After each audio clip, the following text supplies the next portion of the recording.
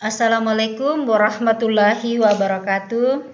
Selamat pagi, salam sejahtera untuk kita semua, rekan-rekan, sahabat guru BK dimanapun berada. Alhamdulillah kita bisa bersama lagi untuk membahas tentang konseling strategi perilaku dan perilaku kognitif. Untuk pembahasan yang pertama, bagaimana memanajemen kemarahan, lalu yang kedua adalah menggugah kemampuan kompromi.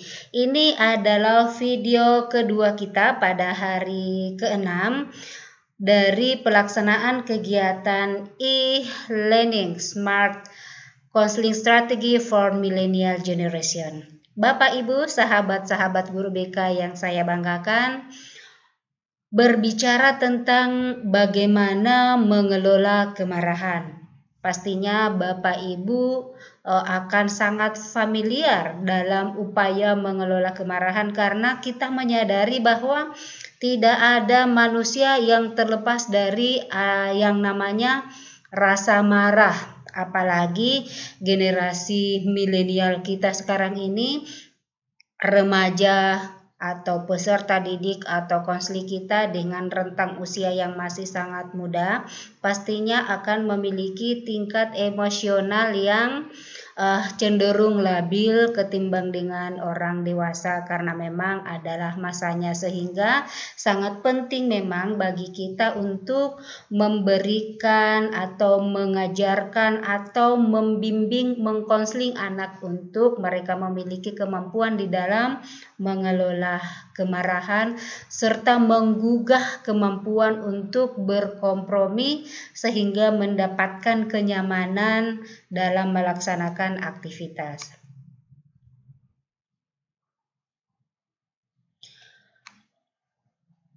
Generasi milenial yang memiliki masalah dengan pengendalian kemarahan itu perlu mengeksternalisasi masalah tersebut dan memahami pemicunya. Lalu ada strategi apa sih yang kita bisa laksanakan untuk bisa mengelola kemarahan ini? Yang pertama, hal yang kita bisa lakukan adalah mengidentifikasi pola respon marah. Di dalam mengidentifikasi pola respon marah, pastinya kita akan memahami hal-hal yang melatar belakangi atau yang menjadi pemicu timbulnya kemarahan. Misalnya, remaja atau konseling kita itu akan marah jika dia diolok. Remaja atau konseling kita itu akan marah jika dia disebut dengan panggilan yang tidak sesuai dengan kondisi dirinya. Atau malah dia marah ketika dipanggil dengan nama orang tuanya. Atau dia marah ketika orang lain melihatnya dengan tatapan-tatapan sinis. Nah, itu adalah sebuah identifikasi dari hal-hal yang memicu perilaku marah atau yang mendahului terjadinya ledakan marah. Lalu kita mengidentifikasi perilaku yang ditunjukkan selama ledakan marah karena tentunya ada perbedaan perilaku yang ditunjukkan oleh generasi milenial kita pada saat ledakan marah. Ada peserta didik yang pada saat marah diam. Tanpa kata itu sangat sulit untuk difahami karena kita tidak tahu apa maunya, apa yang sedang terjadi. Tetapi ketika konseling atau generasi milenial itu mampu mengekspresikan rasa marahnya, apalagi disertai dengan bahasa verbal, maka kita akan lebih mudah untuk mengontrol atau memberikan solusi atas hal yang menjadi pemicu dari kemarahannya karena terekspresikan. Tetapi kalau diam 1000 bahasa itu yang agak sulit. Berikutnya, kita mengidentifikasi berbagai konsekuensi yang muncul dari kejadian marah tersebut. Misalnya, pada saat terjadi ledakan marah, dia membanting apapun yang ada di depannya. Nah, konsekuensi dari kemarahan tersebut pastinya barang-barangnya akan mudah rusak. Ketika marah, maka peserta didik menyobek-nyobek bukunya, maka konsekuensinya nanti pasti dia akan mencatat ulang kembali beberapa materi yang ketinggalan. Nah, itu semua kita perlu memahami supaya kita bisa mencari solusi atas respon-respon yang membuat peserta didik marah. Kita bisa meminimalisir sehingga bisa mendapatkan solusi terbaik. Lalu langkah kedua untuk mengelola kemarahan itu adalah melakukan eksternalisasi kemarahan. Makna dari eksternalisasi kemarahan adalah kita mempolakan dengan jelas antara kedua sisi, karena kemarahan memiliki eksistensi dan kepribadiannya juga memiliki eksistensinya tersendiri. Jadi kita bisa melihat ini sebagai dua sisi yang berbeda. Berikutnya, kita mengidentifikasi pemicu dan katalis pribadi. Maknanya atau apa yang kita lakukan yaitu membuat peta jenis pemicu marah, suasananya seperti apa, subjek atau waktunya, lalu kita memetakan pemicu tersebut. Nah, misalnya ketika kita sudah dapat mengidentifikasi dari pola-pola respon marah, kita juga mengidentifikasi pemicu dari kemarahan. Misalnya, sebenarnya hal ini tidak terlalu berbeda dengan pola respon marah dengan pemicu dari kemarahan, tetapi kalau kita analisis itu bisa memiliki sebuah perbedaan, karena di pemicu sebuah kemarahan di suasana, misalnya ketika ada anak-anak yang berada di suatu tempat malam hari terus dimatikan lampu, ada beberapa respon yang bisa diekspresikan oleh anak. Ada yang bisa menerima kondisi tersebut, ada juga yang akan menyikapi dengan respon yang marah karena adanya perubahan suasana tersebut. Atau misalnya pada subjek tertentu karena dia memang fobia terhadap hal tersebut. Nah, ketika itu dimunculkan oleh orang lain, itu bisa menjadi pemicu terjadinya kemarahan.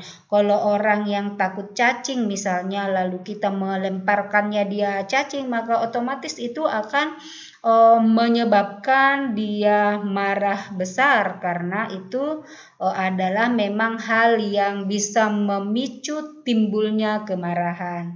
Nah, dengan mengenali itu kita bisa meminimalisir terjadinya kemarahan sehingga bisa mengontrol, kita bisa mengelola timbulnya kemarahan. Lalu langkah keempat adalah kita melakukan fokus pada kekuatan pribadi. Nah, maknanya seperti apa?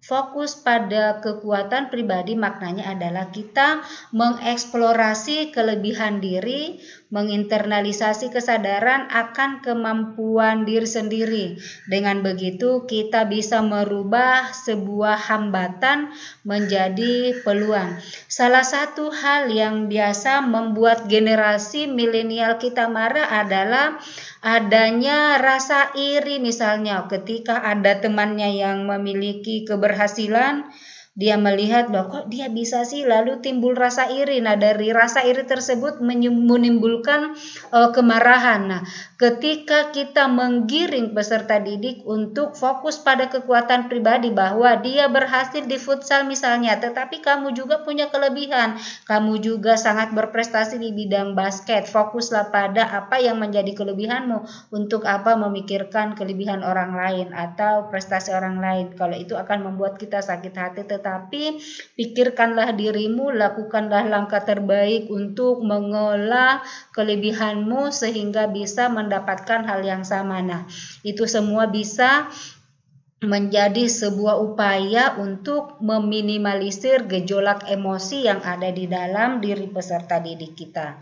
Berikutnya, memilih pilihan pengendalian.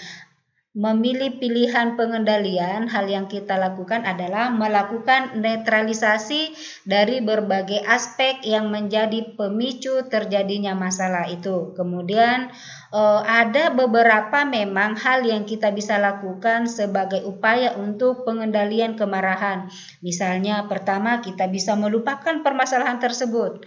Karena dengan melupakan penyebab timbulnya emosi kita, maka kita bisa keluar dari kondisi yang tidak nyaman tersebut. Atau yang kemudian apa yang biasa kita lakukan untuk pengendalian kemarahan, kita bisa melakukan hal-hal yang membuat kita lebih nyaman. Mungkin bisa mendengar musik atau bisa relaksasi atau bisa jalan-jalan. Kalau perempuan bisa shopping, ya itu adalah beberapa pilihan pengendalian yang bisa kita lakukan untuk mengontrol sebuah kemarahan. Nah, itu pentingnya upaya untuk mengenali diri kita, karena dengan mengenali diri kita bisa mengenali hal-hal apa yang menjadi pemicu timbulnya kemarahan sehingga kita bisa lebih mampu untuk mengendalikan diri. Selanjutnya, setelah kita memiliki kemampuan untuk memanage atau mengelola kemarahan, lalu kita akan membahas tentang bagaimana cara menggugah kemampuan berkompromi. Nah, kenapa ini diperlukan menggugah kemampuan berkompromi? Karena generasi milenial umumnya itu tidak suka dikendalikan atau dikekang, sehingga mereka bisa diberi motivasi untuk mengendalikan daripada dikendalikan, karena memang mereka cenderung atau memiliki kecenderungan untuk memiliki jiwa yang merdeka, jiwa yang tidak tertekan. Memang juga ketika kita tidak lalu mengekang peserta didik, maka itu akan berpengaruh terhadap kreativitasnya. Tetapi ketika kita memberikan kemerdekaan pada generasi milenial kita, itu akan membantu menumbuhkan banyak aspek-aspek positif. Yang penting memang kita memberikan kebebasan tetapi terkontrol. Jadi ada kontrol, ada filternya. Nah, untuk dapat menggugah kemampuan berkompromi adalah dengan menciptakan konformitas pada generasi milenial. Jadi sekali lagi, untuk bisa menggugah kemampuan berkompromi pada generasi milenial itu adalah dengan cara menciptakan konformitas pada diri mereka. Nah, bagaimana cara menciptakan konformitas? Sama dengan upaya langkah keempat dalam upaya untuk memanage atau mengelola kemarahan, yaitu berfokus pada kekuatan pribadi. Karena dengan kita fokus pada kekuatan pribadi, otomatis kita akan nyaman. Kita akan menyadari bahwa ya setiap orang memang memiliki plus minusnya masing-masing. Dia bisa seperti itu, aku pun memiliki kekuatan banyak. Nah, itu akan menggiring generasi milenial kita untuk memiliki kenyamanan terhadap dirinya. Berikutnya, langkah kedua dalam merangkai konformitas sehingga bisa menggugah kemampuan berkompromi adalah memilih pilihan pengendalian. Ada banyak cara yang bisa dipilih dalam hal pengendalian. Itu memang konselor perlu mengetahui bagaimana peserta didik itu dapat memiliki sebuah aktivitas atau sebuah kegiatan atau sebuah suasana sehingga bisa mendapatkan kondisi yang nyaman. Apakah peserta didik diajak untuk berdiskusi atau sharing atau konseling? Apakah peserta didik atau generasi milenial kita diajak untuk mengikuti berbagai macam aktivitas ekskul misalnya? Ataukah diberikan informasi-informasi penting dalam bentuk buku-buku yang menarik atau dalam bentuk cerita-cerita yang menarik, sehingga itu bisa menggugah kenyamanan pada generasi milenial sehingga melupakan berbagai permasalahan yang menjadi pemicu timbulnya ketidaknyamanan atau permasalahan. Berikutnya adalah mendengarkan orang lain. Nah, mengasah kemampuan mendengarkan orang lain itu ketika generasi milenial itu sudah fokus pada permasalahan atau pada apa yang dibicarakan oleh orang lain, maka dia akan melupakan apa yang menjadi bebannya atau permasalahannya secara perlahan akan ditinggalkan dan akan fokus pada orang lain. Hal ini tentunya akan menciptakan kelegaan yang akan membuat kenyamanan pada diri peserta didik. Lalu langkah keempat adalah mengkonfirmasi apa yang telah dikatakan oleh orang lain. Ini adalah langkah yang sudah lebih mendalam tingkat pemahaman terhadap orang lain.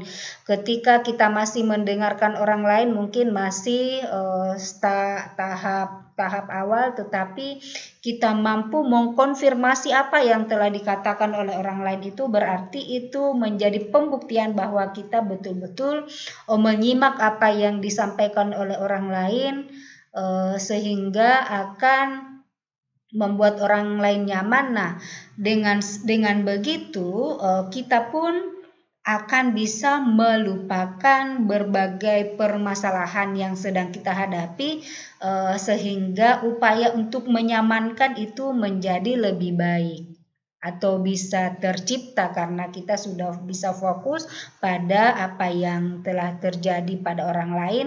Kita mampu menetralisir perasaan kita. Minim-minimnya kita melupakan sejenak apa kepenatan apa yang kita rasakan. Berikutnya kita memfasilitasi generasi milenial atau peserta didik untuk percaya bahwa dia berhak untuk memperkenalkan suatu sudut pandang. Jadi tidak ada penekanan-penekanan tertentu, kita memberikan hak kepada mereka untuk berbicara. Dengan begitu mereka akan memilih atau akan menggiring mereka untuk merasakan sebuah kenyamanan karena tidak tertekan tentunya. Tetapi ketika kita tidak memberikan hak untuk memperkenalkan sudut pandang mereka, maka otomatis tidak akan nyaman karena mereka tertekan, mereka merasa dikendalikan.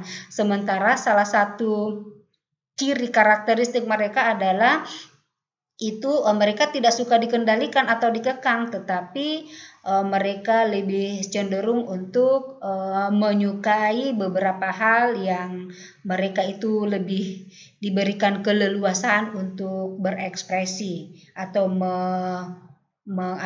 mengeluarkan aspirasinya.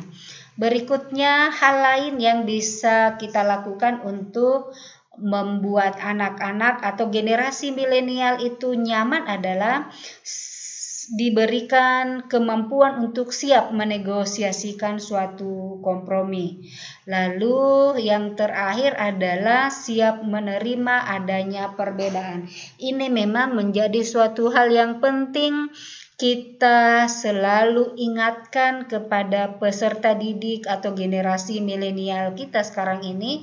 Mereka harus menerima kesiapan atau memiliki kesiapan untuk menerima adanya perbedaan yang ada di antara mereka.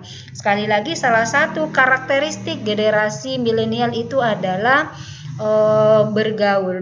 Mereka itu lebih diberikan peluang untuk mendapatkan teman sebanyak-banyaknya karena memang sudah zamannya itu mereka berada pada generasi yang begitu mudah mengakses informasi dan sharing, sehingga kita perlu menanamkan kepada mereka bahwa perbedaan itu memang ada pada setiap pribadi, pada setiap orang, dan mereka harus bisa menerima adanya perbedaan tersebut.